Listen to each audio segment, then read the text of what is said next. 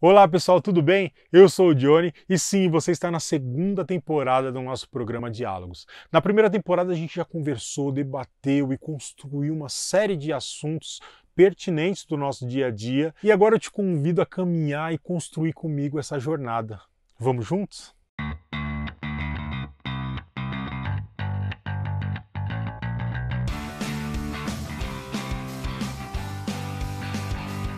A Constituição do nosso país se deu principal e originalmente através da exploração dos povos indígenas e da escravização dos povos africanos. Essa herança colonial deixou seu legado sobre todos os brasileiros. Nessa temporada, a gente pretende abordar temas como educação antirracista, branquitude, igualdade racial, que são temas que estão diretamente ligados a esse legado. E para construir esse episódio, a gente deixou nas nossas redes 3 perguntas que são chaves. A primeira é: você se sente capaz de falar sobre racismo? O assunto, o tema racismo já entrou alguma vez na sua casa? E se sim, como que você explicou para os seus filhos? Que tipo de ferramenta você utilizou para falar sobre esse tema? A gente ficou muito feliz com a quantidade de respostas que a gente recebeu para essas perguntas, mas uma em particular nos chamou muita atenção, porque ela abrange todo o tema que vai ser abordado aqui e é baseado nela que a gente vai fazer a nossa conversa de hoje. E eu vou fazer a leitura dela agora para vocês. Eu já tive que explicar para o meu filho mais velho o que foi a escravidão negra.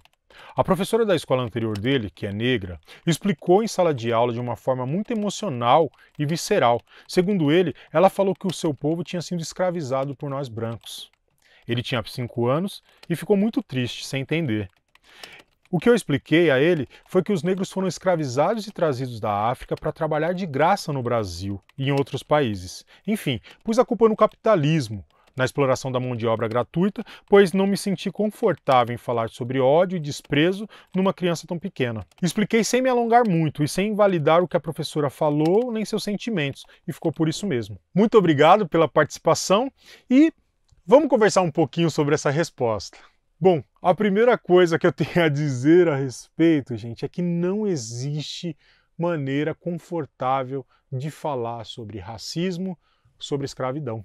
É impossível uma pessoa negra se sentir confortável sabendo que seus ancestrais foram arrancados de África, trazidos para um lugar distante e perdido sua condição humana, perdido a humanidade e transformado em mercadorias, né, e submetido a trabalhos forçados, enfim, a uma série de barbaridades. Como também é impossível ou deveria ser impossível se sentir confortável sabendo que os seus ancestrais foram o protagonista dessa escravização. E é o caso das pessoas brancas. Foram os europeus que fizeram toda essa barbaridade, né? Que submeteram os africanos a toda essa barbaridade. Então, não há zona de conforto nesse assunto. Então não tem como a gente buscar falar de uma forma confortável. É claro que a gente vai procurar falar para as crianças de uma forma mais didática, de uma forma não agressiva, porque afinal são crianças, mas confortável não tem como. Uma outra questão que a gente encontra aqui na resposta são os adjetivos usados para descrever a fala da professora: emocional e visceral. Quando a gente fala de racismo, quando uma pessoa preta fala de racismo, eu falando disso agora, não tem como eu não me envolver emocional e visceralmente, porque eu estou falando diretamente da minha vivência, da minha condição humana no mundo. E também não tinha como ser diferente com a professora. É claro que a professora pode ter sido sim emocional e visceral, mas vamos nos ater aí à história da escravização, a história do Brasil. O povo europeu escravizou o povo africano. São brancos escravizando negros. Isso é história e isso não tem como a gente fugir disso. É confortável? Não é confortável, como a gente já disse, mas não tem como fugir disso. Mas é evidente que a professora em questão, enquanto pessoa negra, possa trazer na sua fala, na sua explicação, aspectos da sua vivência enquanto pessoa negra.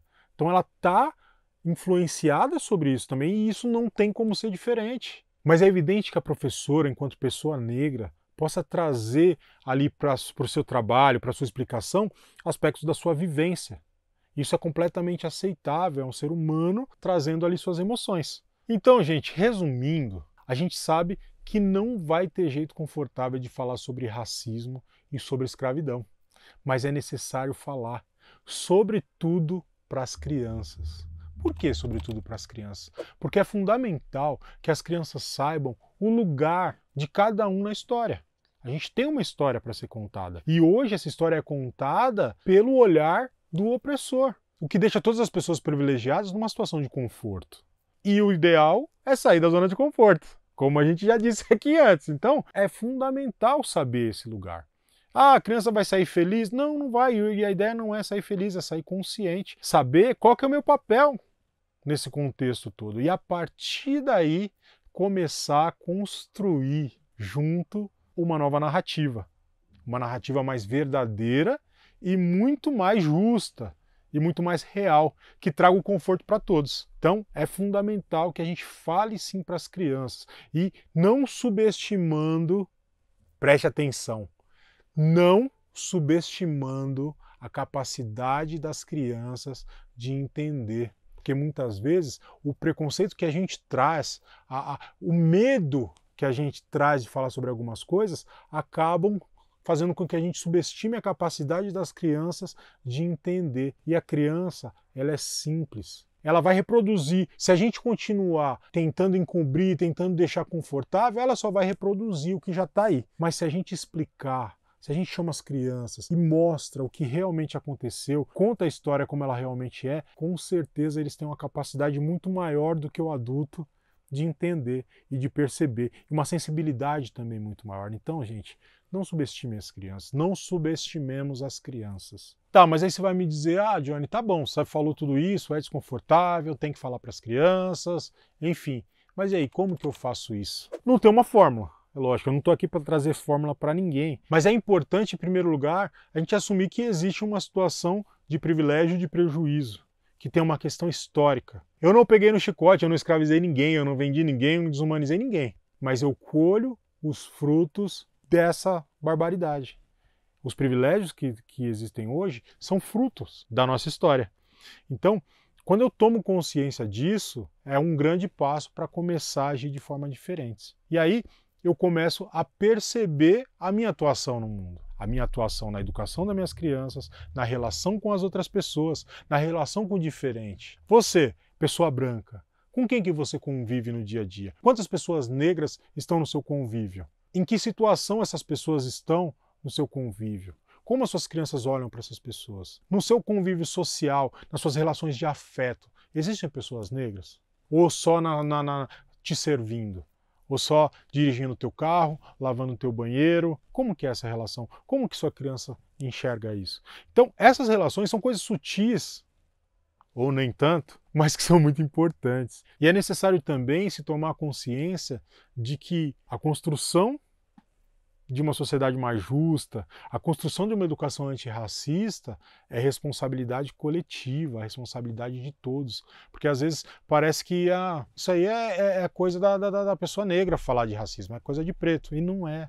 Na verdade, se a gente for falar, né, trocar miúdos, quem inventou o racismo não foram as pessoas pretas, né? É uma responsabilidade de todos construir uma sociedade mais igualitária, mais justa e uma educação antirracista. Então, quando eu me coloco nessa posição, eu consigo caminhar nesse sentido. E quando você se coloca como responsável nessa construção, é preciso que você vá atrás de saber. Muita gente diz, nossa, eu não sei como fazer. Então você tem como buscar. E a gente falou de sair da zona de conforto. Sair da zona de conforto não é só falar de um tema desconfortável, é também buscar saber a respeito, saber a história real e saber como lidar. E para isso, gente, a gente tem muitas opções, tem livros, tem vários autores, a gente tem filmes, enfim, tem uma gama de recursos hoje para a gente aprender sobre e poder também ensinar a respeito para as nossas crianças. E para você que entendeu ou quer entender, para você que pretende realmente sair da zona de conforto, entender o seu lugar em todo esse contexto, eu deixo só uma pergunta que fica como provocação. Onde estão os negros na sua vida? Eu agradeço a sua audiência, muito obrigado por assistir até aqui. Vou deixar aqui embaixo na descrição referências de autores negros para te ajudar nessa caminhada. E no próximo episódio a gente vai ter uma convidada muito especial. É isso, até o próximo Diálogos.